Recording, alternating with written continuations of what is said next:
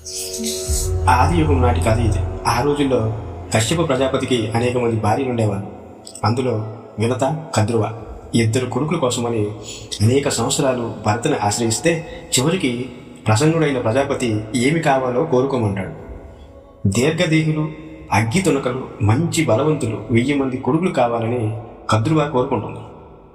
కద్రువ కుమారులను మించిన వాళ్ళు వీర్యవంతులు 2 కొడుకులైతే చాలు నాకు అంది వినత.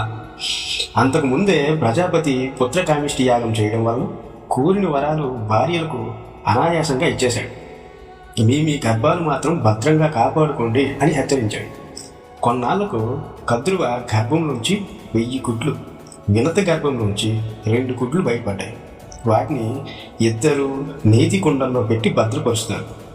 500 సంవత్సరాల తర్వాత కద్రువ పెట్టిన గుడ్లు ఒక్కొక్కటి పగిలాయి.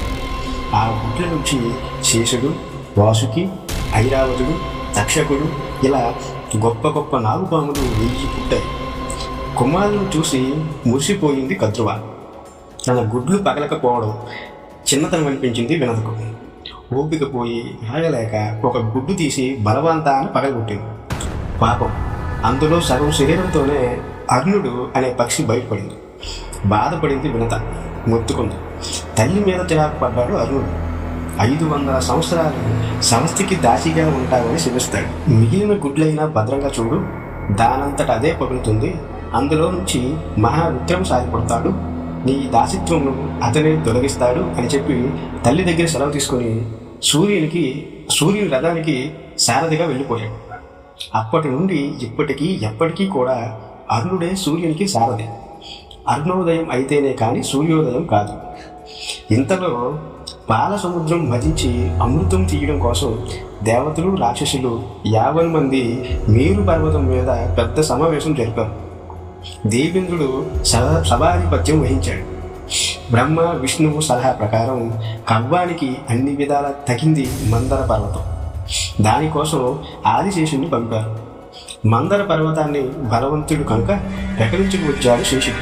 అది ఉనిగిపోకుండా దాని కింద ఆది కూర్మాన్ని కుదురు చేశారు. వాసుకి సర్పాన్ని కవ్వంతో తాళు చేశారు. వాసుకి తోక కొట్టుకున్నారు దేవతలు, తల కొట్టుకున్నారు రాక్షసులు. ఇక చిలకడం మొదలుపెట్టారు. విషం కక్కుకున్నాడు వాసుకి. విషాగ్ని పొగలు కారు మేఘాల్లా కమ్ముకున్నాడు. భూమి ఆకాశాలు చిమ్మ చీకట్లు కమ్మాయి. చిలకగా గర్వం పుట్టుకొచ్చింది. లోకాలన్నీ దహించుకుపోతాయన్నట్లు మంటలు పుట్టుకొచ్చాయి. ప్రపంచం అంతా భయంతో వణికిపోయింది.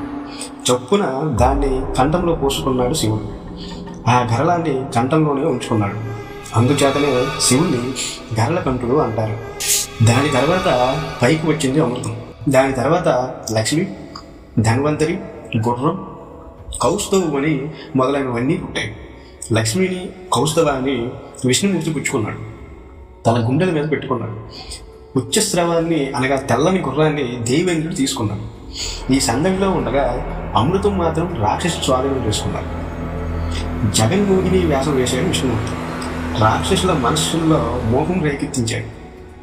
ఒయ్యారంగా వాళ్ళ చేతుల్లోంచి అమృత భాండాన్ని తీసేసుకున్నాడు. ఉడుపు చూసి మెల్లగా దేవతల చేతిలో పెట్టి కూర్చున్నాడు. పంచుకు తినడం ప్రారంభించారు దేవతలు. దేవతల్లోనే వేషం వేసుకొని పంక్తిలో వచ్చి కూర్చున్నాడు రాహు అనే రాక్షసుడు. అందరితో పాటు అతనికి అందింది అమృతం. తీరా తాగిపోయేసరికి సూర్యచంద్రులు వాణ్ణి కనిపెట్టేశారు. విష్ణుమూర్తికి సైగ చేశారు. అమృతం నోట్లో పోసుకుంటున్నాడు రాహు. కంఠంలో దిగింది.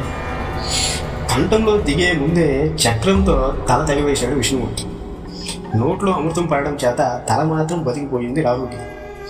మృతి లేదు దానికి. అప్పటి నుండి చంద్రుడన్నా సూర్యుడన్నా చెప్పరాని పద రాహుకి. దేవతలు అమృతం అపహరించడంతో విప్లవం లేవదీశారు రాక్షసులు. బలి చక్రవర్తి నాయకత్వంలో పెద్ద సమావేశం జరిపారు. దేవతలు మనల్ని మోసం చేశారు, వాళ్ళతో ఈ వాళ్ళ నుండి ఏ సంబంధం పెట్టుకోకూడదని తీర్మానించి భారీ ఎత్తున తిరుగుబాటు చేశారు. ఉద్రేకంతో ఘోరంగా దేవతలను ముట్టడించారు. రాక్షసులదే పైచేయిగా ఉంది. ఇంతలో తుఫానులో వచ్చి పడ్డారు నరుడు, నారాయణ. ఉగ్రమూర్తులై రాక్షసుడిని ఎదిరించాడు.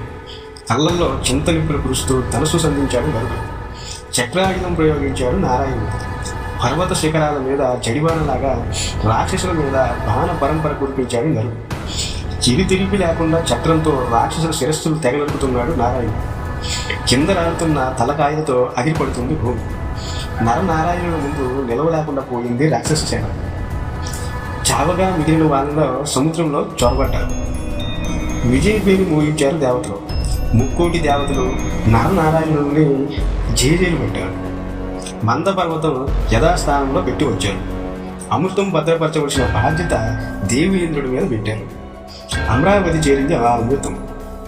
ఈ కారణంగానే అసురులు ఎప్పుడు మొదట ఇంద్రలోకంపైనే పడతారు.